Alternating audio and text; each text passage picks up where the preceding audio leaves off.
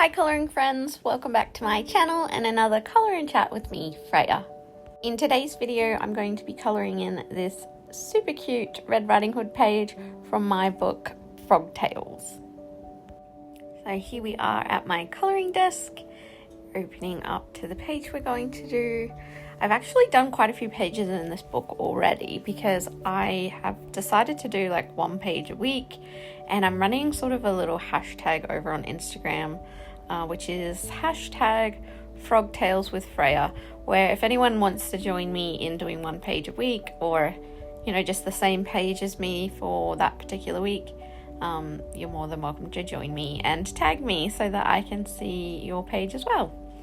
Kind of like a open buddy colour, if you will. So for this page I didn't really have like any specific ideas. All I knew was that I wanted it to look like a classic Little Red Riding Hood scene, you know, something you might see in one of the old-fashioned sort of storybooks. So my friend Chelsea always says if you get stuck on a page, just colour what you know. So you just start with whatever it is on the page that you know.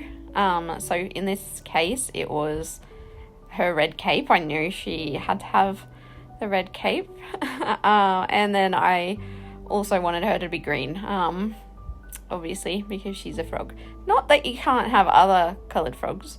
I think one of the ones on the previous page I coloured was pink, so you can colour your frogs whatever colour your heart desires. But for this page I wanted her to be green. So then I moved on to the house, and it actually started looking like the house from The Simpsons, like their family home. So I was a little bit like, oh dear, I don't want a Simpsons house. Not that there's anything wrong with the Simpsons house if you live in a house that looks like the Simpsons home. But yeah, I didn't want my house, my little cottage, to look like the Simpsons house. But yeah, here we are. I think it turns out alright. I don't think it stays looking like the Simpsons. But yes, so then I just started filling in all of the other colours. Obviously I wanted it to be pretty classic, so I stuck with like that dirt path, and since she lives in the forest, well, her grandma lives in the forest, and some dark trees.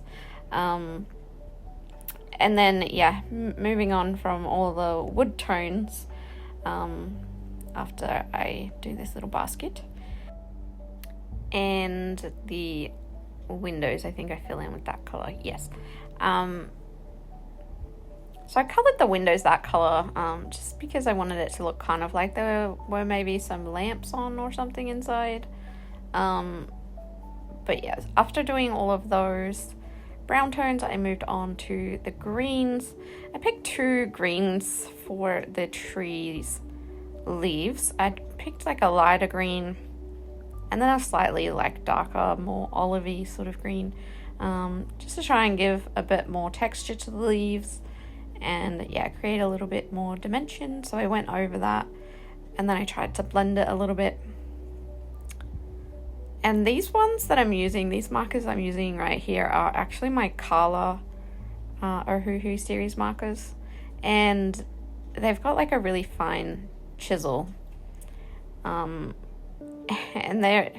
we have a love-hate relationship, me and the Kaala markers. I don't mind the fine chisel, but it's definitely no brush tip. So for the trees, I did like a lighter colour on top, and then I moved onto a slightly darker shade for the middle. I just thought that would create a little bit more of a lighting effect without having to do too many shadows. But yeah, I kind of like how this looks with the darker one at the bottom as well. And yeah, just sticking with the neutral greens and browns for the whole scene.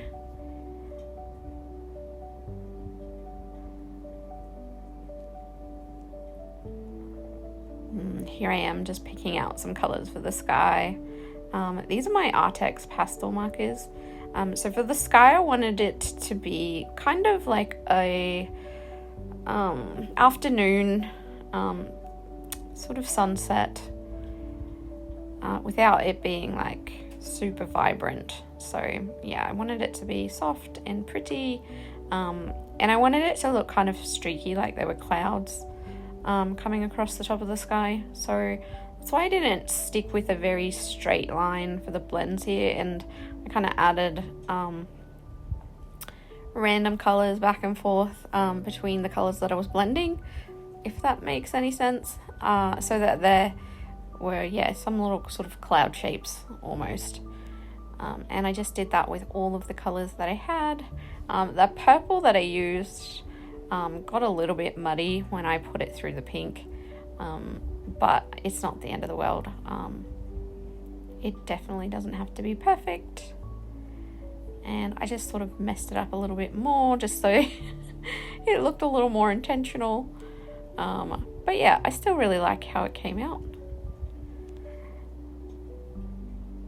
And then we moved on to the bushes.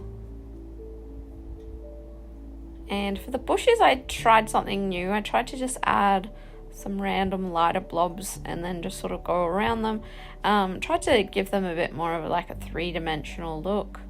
So it was a sort of trial and error of shading these bushes and making them look a little bit more realistic, and I actually was quite happy with how it came out, so I wasn't mad about the results, because yeah, the bushes they're looking pretty fly. And then I colored in these little grass bits at the front in the same color as the bushes, and then I realized I shouldn't have done that because I wanted to do the grass in a different green. But I don't really care. It's not the end of the world. Because I was so happy with how the bushes turned out, I thought, oh, I'll do the same thing to the grass. And it did not have the same effect.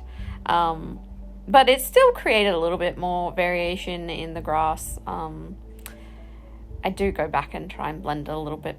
There we go. It's not super noticeable that it's kind of two-toned, but yeah, I tried. That's all you can do is try.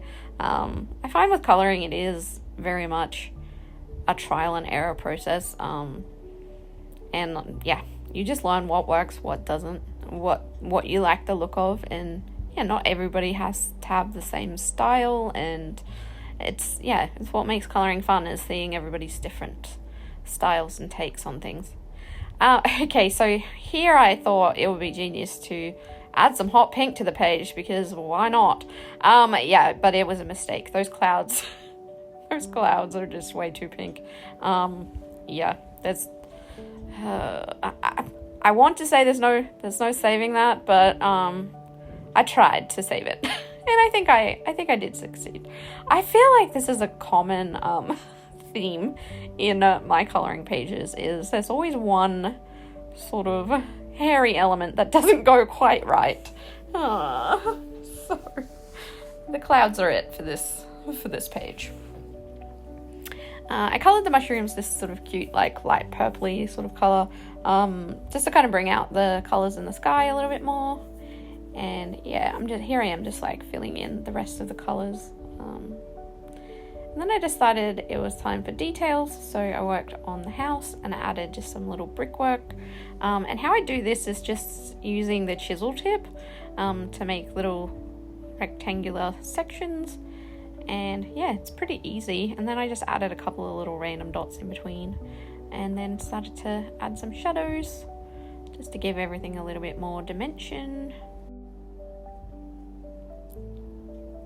And then I decided to try and add some shadows to these hideous pink clouds. And yeah, well, as you can see, it's not pretty. I know I say things don't have to be perfect, but things can certainly be better than that. Oh dear. So while I questioned my life choices again, I just added some more texture and shadows onto the house. And then I had the brilliant idea of just colouring the hideous pink clouds in purple. And already this looks 10 times better than it did with the hot pink clouds. And I knew at that point everything was gonna be okay. Everything was gonna be a-okay. We got this. So adding just some wood grain to the trees, just some simple lines, because you know the trees aren't very big in this scene, so we don't have to get too fancy with them. Adding a bit of shadows and texture to the dirt path. I mean, I probably could have done like a cute like cobblestone or something for the pathway. That might have been fun. But I think the idea is she's just walking through like a little old pathway through the forest to get to Granny's house. So I guess the dirt pathway works. So then I'm adding shadows to the trees. And I switched between a couple of different greens for this. In some of my videos, I do cut out parts where I'm choosing colors because I take a long time to decide on different colors sometimes. So you might not even see me switch markers at times, but I do.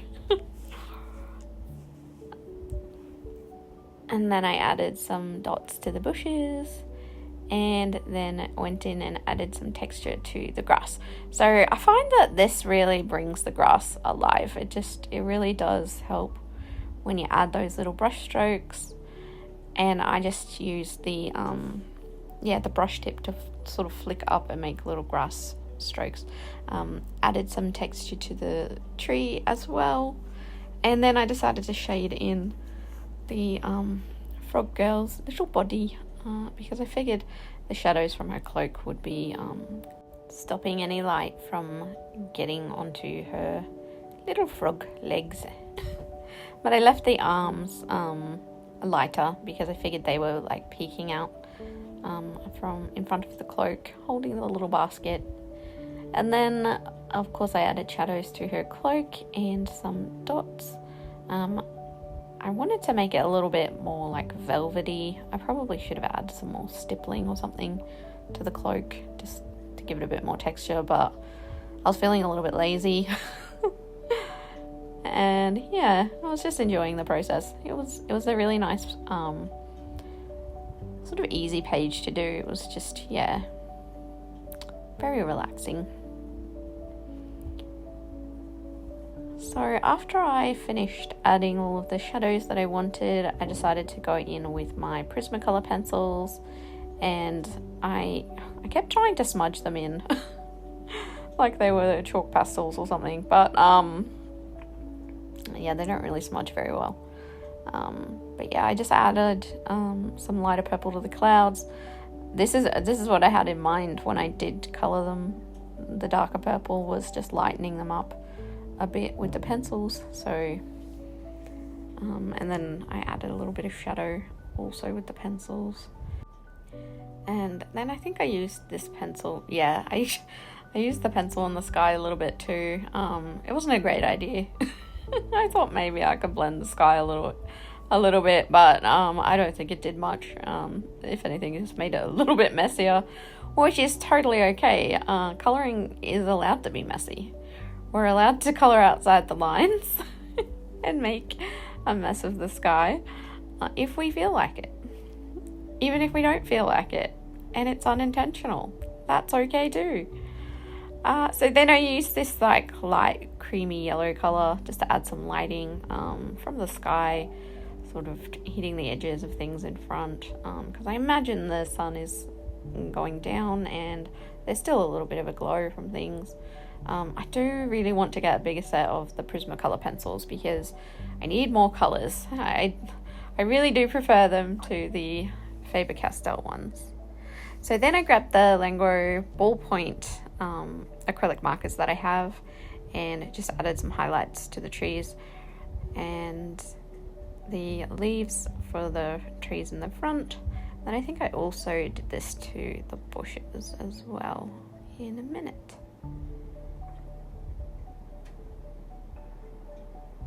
And after I did the highlighting on the tops, I thought I would add it to sort of the rounder shapes that I'd made to give the idea that they were really bushy bushes.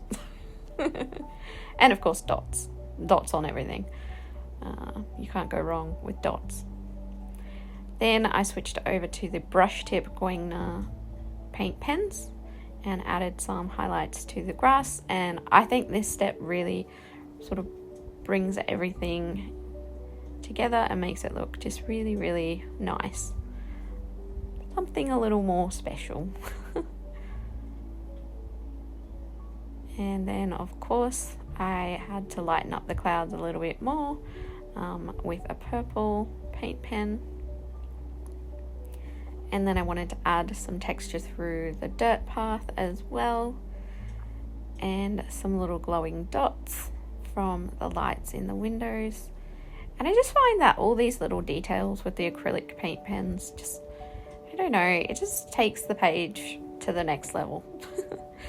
And then of course my pan pastels came out, and I gave our little Red Riding Hood some blushy cheeks. Because yeah, it had to happen. I moved on to these Languo Shiny gel pens and added some sparkles to the mushrooms. I just thought that would be a fun little touch.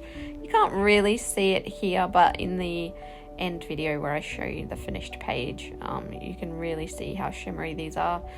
If you don't already have a set of these Languo Shiny gel pens, you need them. They are so much fun. They're so sparkly, and yeah, they just add a little special touch to your page. So I 100% recommend these. I don't think I have a Languo product that I've been unhappy with yet.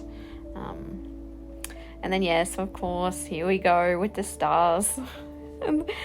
I can't help myself. I always add stars, even if it's not nighttime.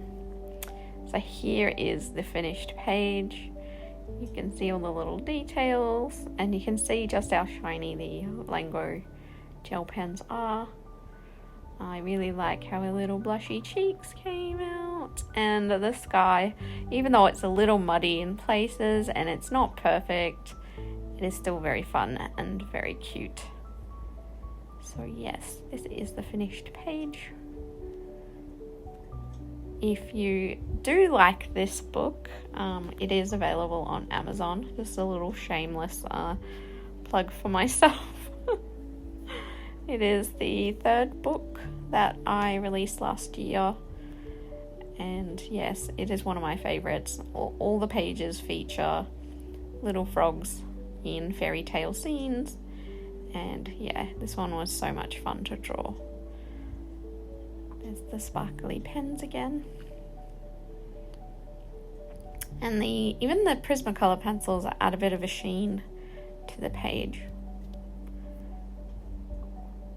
But yes, really happy with how it came out. I think it's very cute. And if you made it to the end of this video, I just want to say thank you so much. I hope you enjoyed watching this page come to life, and I can't wait to colour with you again. Bye for now.